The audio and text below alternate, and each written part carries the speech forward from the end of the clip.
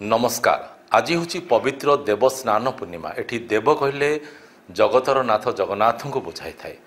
तो आज देवस्नान पूर्णिमा सहित गजानन बेश हम ठाकुर को आउे ठाकुर चलीजे अणसर घर को।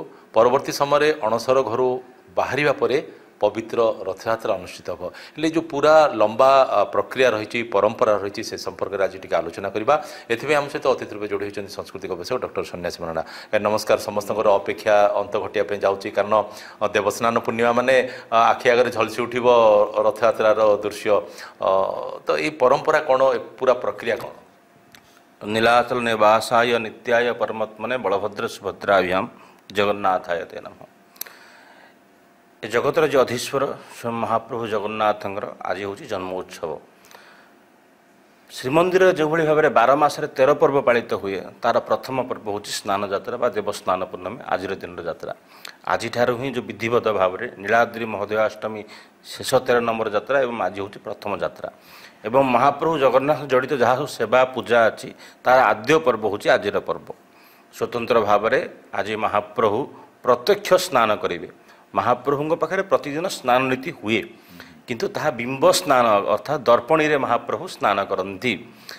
वर्षरे केवल गोटे दिन ज्येष्ठ मास शुक्ल पक्ष पूर्णमी दिन जहाँ को ज्येष्ठ पूर्णमी बा बड़ पूर्णमी बोली कह जाए। ए वर्षर सबुठ बड़ पूर्णमी ज्येष्ठ पूर्णमी, ताठू बड़ पूर्णमी किसी ना। ज्येष्ठ अर्थ बड़ बा श्रेष्ठ एवं ज्येष्ठ पूर्णमी रे महाप्रभु आज गाधेबे अर्थात स्नान पूर्णमी। जेहेतु महाप्रभु देवाधिदेव देवता मानकर मध्य देवता तेणु या देवस्नान पूर्णमी बोली विचार मध्य करागला। शास्त्रोक्त मत अनुसार आज दिन में ही महाप्रभु श्रीमंदिर अभिषिक्त होते। जो भाव में जन्माष्टमी श्रीकृष्ण जन्म नीति पालन हुए, रामनवमी रामचंद्र जन्म नीति पालन हुए, राधाष्टमी राधा जन्म नीति पालन हुए, से भाव में आज हूँ महाप्रभुर जन्म उत्सव बा जन्म नीति। आज महाप्रभु प्रत्यक्ष भाव में भक्तों आगे स्नान करेंगे। शास्त्रोक्त मत अनुसार जो 16 संस्कार विधान अच्छी गोटे विधान मध्य गोटे पवित्रीकरण विधान होची स्नान विधान। स्नान दान तर्पण बोली विचार करा जायछि। महाप्रभु कौन शुभ कार्य करिया पूर्व जमी गाधियार परंपरा थाए महाप्रभु जो पवित्र घोष यात्रा करेंगे प्रत्यवन यात्रा करेंगे तार आद्य पर्व रह आज पर्व। आज ही प्रस्तुति आरंभ हो रथयात्रा। स्वतंत्र भाव में रथ तैयारी जो कार्यक्रम अच्छी से 4 नाहाका आज उठे अर्थात तल काम सरीज ऊपर काम आरंभ हो। भूई पर जो सब 4 नाहाका उठे एवं 8 नाहाका 16 नाहाका विराजमान करे। आज 4 नाहाका उठब अर्थात ऊपर काम रथर आरंभ हम। महाप्रभु अनुज्ञा देवे जे आज रथ काम तुम सहल कर आरंभ कर। नीति अनुसार दैतापति माने पूर्व दिन प्रवेश करेंगे। गतकाली महाप्रभुर सेनापटा लगी होगा स्वतंत्र भाव में बौल काठर सेनापटा लगी होगा चारमाला बंधा हो सकाल सकाल महाप्रभु आसिक श्रीमंदिर ईशान्य कोण जो स्नान वेदिका अच्छी सेठी विराजमान करेंगे एवं समस्त भक्त को दर्शन देवे हाथी बेश रूप में।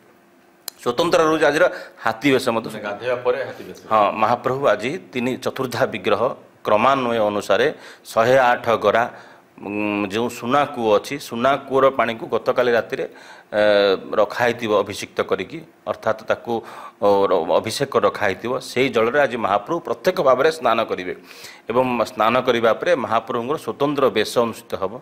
से बेश महाप्रभु हाथी बेश भक्त को दर्शन देवे। कथा हाथी बेश महाप्रभु कहीं जहाँ को विनायक बेश बा धला हाथी कला हाथी बेश विचार करागला।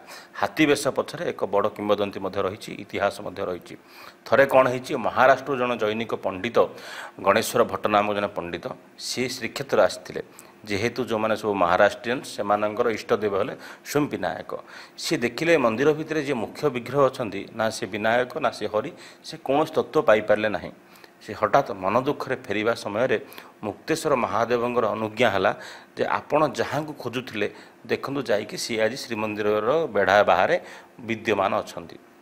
गणेश्वर भट्ट पुनः बड़दाण्ड को फेरी और बड़दाण्ड दर्शन करते महाप्रभु से हाथी बेश दर्शन देते अर्थात से जगन्नाथ भितर निज इष्ट को दर्शन करें। भक्तर अभिमान भंग है। महाप्रभु भक्तर भाव को बुझिले और हाथी बेश धारण करागला। कहीं कहती महाप्रभु बुद्ध धर्म अवलंबी को सम्मान देवाई हाथी बेश धारण करती कहीं बुद्ध धर्म पवित्र पशु हूँ हाथी।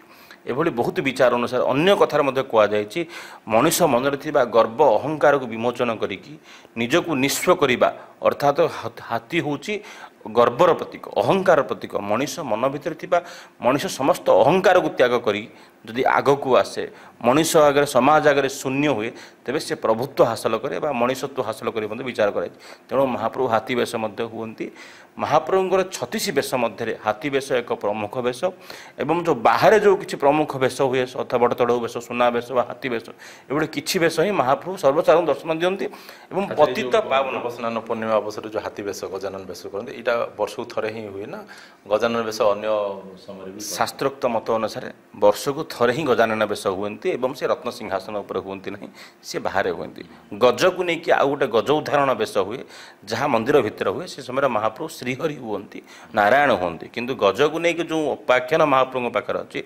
प्रत्यक्ष भाव में पतित मान दर्शन देवाई जो मान मंदिर मना अच्छी जो मैंने मंदिर बाहर महाप्रभु दर्शन करने चाहूँगी पतित मान दर्शन करने जबन मन दर्शन देवाई महाप्रभु स्वतंत्र भाव में आज दिन में पतित पावन नाम को बहन करने बाहर को आसती बाहर दर्शन दियंती देखो किभली भाव में गोटे ओडियांकर कथा अच्छी ओडिया कौन सी काम आरंभ करिया दिन काम आरंभ करिया प्रथम स्नान को गुरुत्व दियंती तर्पण को गुरुत्व दियंती दान को दियंती एवं तार प्रतिनिधि भाव में महाराज मध्य दायित्व जे तुलेबे सी भी दक्षिण द्वार दे प्रवेश करने जाकि महाप्रभु आज स्वतंत्र नीति छेरा पहरा करेंगे राजनीति आलती करेंगे तेणु जो रथयात्रार पुण्य पर्व अच्छी से पर्वर आद्य पर्व अर्थात अयमारंभ हुईसिल बाजिला बोली कहतु शंखनाद है बोली कहतु आज से शंखनाद हो गला एवं आस्ते आस्ते काली ठारू महाप्रभु जोर में पीड़ित हे मानवी लीला करेंगे महाप्रभु श्रीमंदिर भितर पट्टी दिय पूजा पाइबे महाप्रभु अणसर घर को जीवे महाप्रभु असुस्थ हेबे ओष लगी हम